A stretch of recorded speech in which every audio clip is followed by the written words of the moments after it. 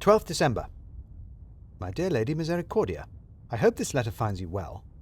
You certainly do seem to be having a jolly time at the tea table with Viscount Fox while we are away. I know that I have not always been approving of your friendship with that young man, but I must say he can be very clever at times.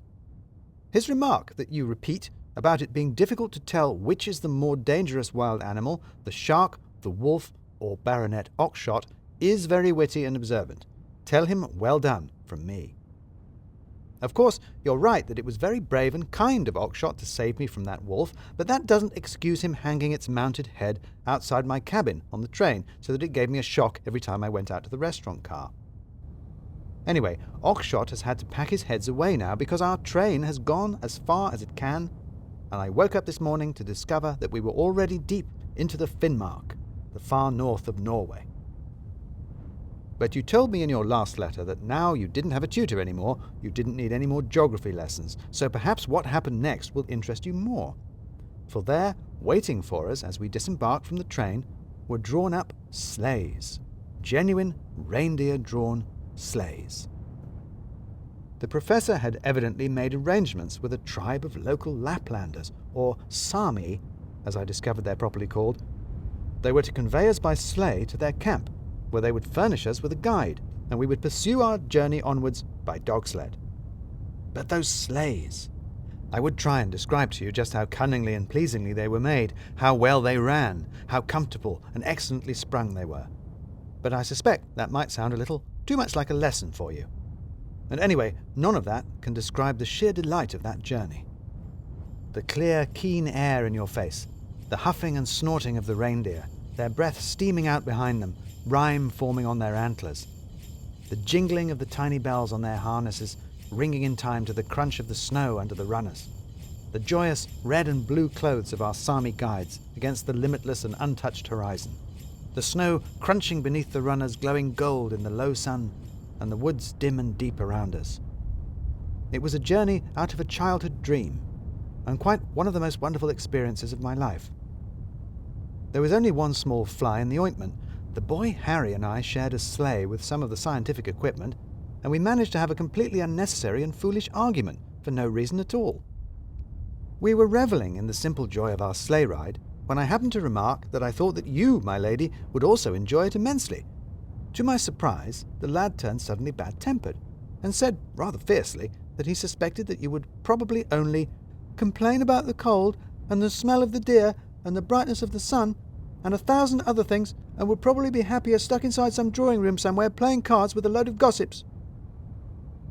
Well, I can assure you that I reprimanded the fellow in the strongest possible terms, reminding him that it was not his place to speak such of a lady, and anyway that he was quite mistaken. At this he simply pulled his cap down over his eyes. He never seems to take the silly thing off, and fell into a sulk. Quite an inexplicable outburst, and one which left me hurt for your sake, and rather confused. How the young man could have got such an impression, I cannot guess. I must admit, as must you, my lady, that you are not unacquainted with the drawing-room and the card table. But how he can know anything about it, I don't know. Besides, who could not enjoy such a pastime as a sleigh ride? But we should not dwell on such things, especially not when the wonders of today were not limited to reindeer. We arrived at the Sami encampment quite safely and quickly found them to be the most friendly and welcoming of hosts, more than happy to share everything they had with us and feed us sumptuously, even if that supper was, I strongly suspect, of reindeer meat. I daren't ask, as it was delicious, and I was starving hungry, and was afraid that if I knew for sure it was a reindeer, I might not be able to eat it. Far more exciting was the prospect of sleeping in Sami tents, right there out on the snow. A real teepee made from reindeer hides set out under the freezing stars. True, the tent might have smelt a bit of the animals it was made out of, and the stars might have been a little too freezing, but surely this is the true stuff of adventure, the intrepid life of the outdoors. But the true wonder was waiting for us in the middle of the night. I was awoken in the dead of the night by an icy breeze. The tent flap was open, and Harry was sitting looking out, silhouetted against an unearthly, wavering green glow. I hissed at him to close the flap, but he just turned and beckoned to me with an urgency that made me scramble upright in my sleeping bag — it was cold — and hop over to where he stood. and what a sight greeted me!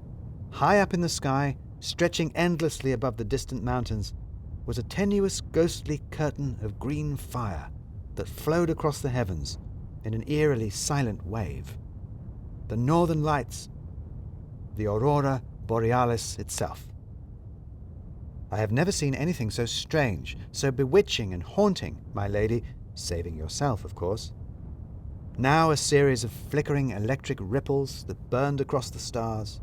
Now a drawn bow of fire, whispering over our heads. Now great curtains and walls of light, stretching up into the night, lighting up and disappearing again in a bewildering dance. In the pale light I could see that the camp was full of upturned faces, all watching the display in a rapt silence, even Professor Cumulus, although he couldn't quite repress the occasional squeak of excitement.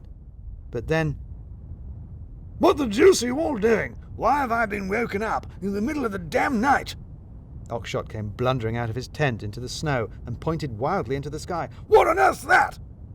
The Sami all leapt up, all waving at him and admonishing him, trying to keep him quiet, but this only excited him more. "They're attacking!" he shouted gleefully. "Get the sleighs, your lordship! Gun! My gun!"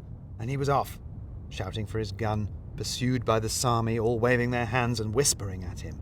It was a peculiar scene, the shouting man chased around and round the group of tents by the silent horde, all under the electric and dancing sky.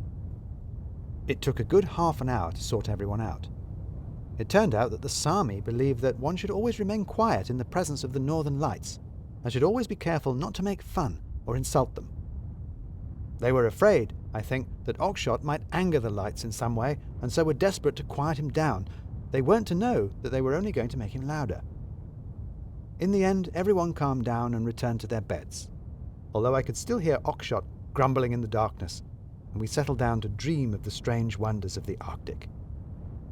Yours, entranced and amazed, Timothy Hope, Esquire, Tutor.